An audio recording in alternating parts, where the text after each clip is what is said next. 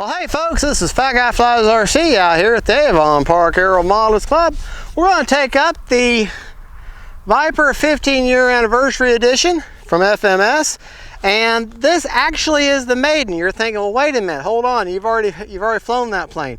Well, HobbyZone wanted me to do the build and a radio setup for one, and I said, well, I've already got one put together, I've already flown it. They said, we're going to send you another one, and we want you to do that. So this is the Maiden on this one. So I use the same radio setup. I'm going to take off in mid rates because I'm pretty confident that this plane will fly just fine. And my rates are 80% over 30% expo all the way around. So we'll use our takeoff flaps right off the bat. Okay.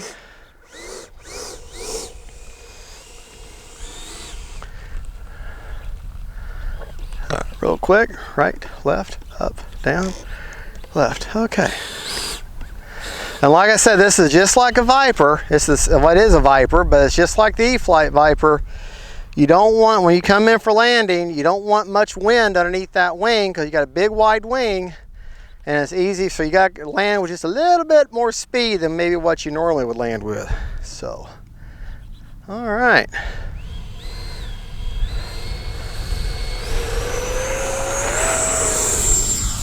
Flaps up. Gear up.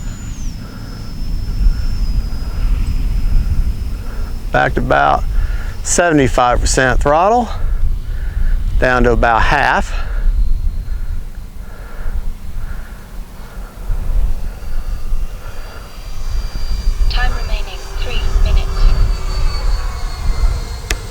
Looks like I got one gear wanting to hang up on me. So, I'll have to go in there and cycle it a few times, it'll be fine. Landing flaps.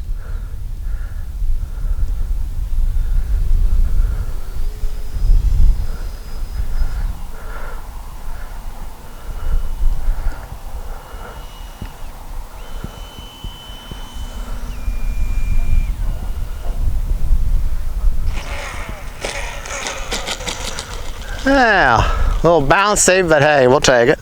Flaps up. Like I said, you don't want to land, this isn't a plane you glide in. Shouldn't ever glide a jet in. But let me see if I can find out what's that one gear is wanting to hang up on me. Now see, the other Viper, the exact same plane, just goes to show you, exactly no problem whatsoever. So, like I said, every plane is different. They can be the exact same model, same setup. And sometimes just simply cycling a couple of times in and out is all it takes. All right. Take off again. And I'm running a Lemon RX Gen 2, the new Gen 2s. And I'm going to kick it up to high rates this time, which are 95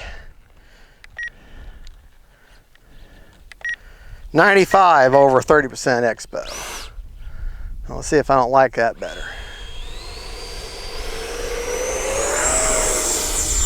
No? Okay, gears up. No gyro, no kind of self-level, no wind mitigation, no nothing. Just good, strong signal.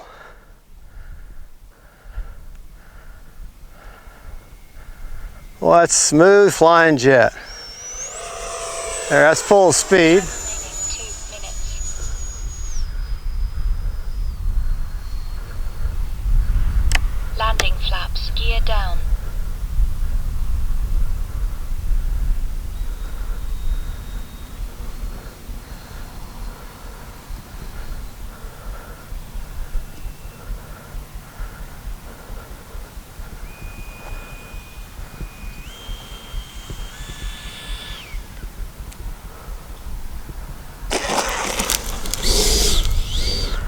A little bit off the runway, that's for sure, but that's okay. We're going to try to land from the other direction now. because there's like no wind at all. It doesn't matter. My landings from the west are my weakest point. I land much better from the east. Don't ask me why. All right, we're going to go out here. Landing flaps. Oh, now the wind is right at me now from the east, so no, I can't land from. That'll make it land so fast, and then your bounce is going to be that much worse.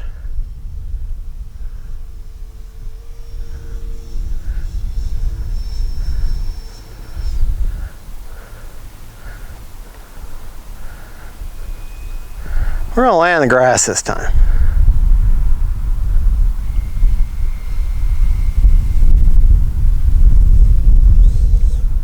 All right. Takeoff flaps. Let's get turned around here. This is supposed to be grass capable. 1 minute. So let's get it out here. Get turned around. Definitely going to use takeoff flaps. Come on, baby. Whoa, finally. When it let loose, that torque hit me. So you gotta be ready for that. Landing flaps. So when it breaks free from that grass, it's like it's being held back and then it gets let go. Well, your plane's gonna turn in the direction of that motor real quick. So that torque rolls, so you gotta be careful. So you take it, so Seconds. note to user, note to pilot. The Viper, it can take off and land in the grass, but if it's really thick grass, then you're going to have that let go effect and you're going to roll a little bit, so you need to be ready for it. So preferably the shorter the grass, the better. All right, we have 15 seconds left on a 3.5 minute timer, so I'm not going to push it. Motor off. Motor off. And after cycling the gear a couple times, it's fine. Folks, you can have a $10,000 turbine, or you can have a $200 foam plane. If it's got electric retracts, sometimes that happens. Cycle a few times, should be okay. If you have a problem with the whine when she lands, you hear that sound, get you some food grade silicone, shoot it on that axles, that'll take that out, but make sure it's food grade. Anything that's got a propellant or anything like that in it could irritate your foam. So get food grade silicone, a little tube of it, last you for 75 models, so or a couple of years. But there you go, that is the Viper 15-year edition.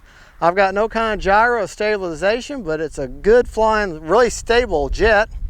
Let's look and see how much life we have left after a 3-minute and 15-second flight.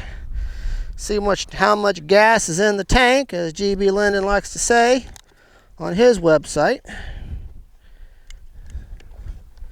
Helps if I cook up the checker correctly. 32%. Perfect storage rate. Perfect storage rate.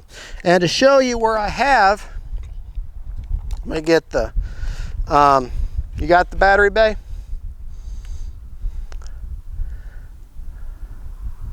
Okay, if you look, your wood tray, 3 fingers in hits the back of that 3300, okay?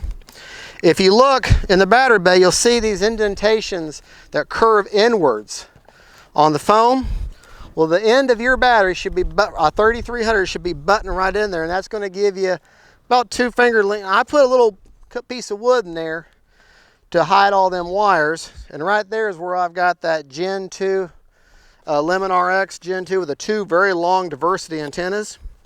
No problem with signal, but no gyro. So if you need a gyro, then I suggest an AR631 with that really long antenna. Put it somewhere, okay, I mean, you got your motor back here, got your ESC down here underneath it, then here you got your battery. So if you had your receiver anywhere in here, then you're going to get the full 360 range of signal. Or you could run extensions and carve out some foam and put it right there. You'd have to carve out foam because the top of the canopy wouldn't fit, or carve out from the canopy, whichever you want to do. The biggest thing is don't have your antennas and your wires from your ESC, from your receiver, butting up against batteries or carbon fiber or ESCs. The more you can isolate that antenna, the better off you can. Sometimes you can't. Do the best you can. So there you go, folks. That is the E-Flite. Well, it's the same thing as E-Flite Viper. This has a slightly faster motor than the E-Flite Viper, but it's the same mold, just painted different. And like I said, it does have a little bit faster of a motor. So, well, there you go. That is the FMS 15-year edition Viper, 15th anniversary edition, and good solid flying plane. I really enjoy flying it.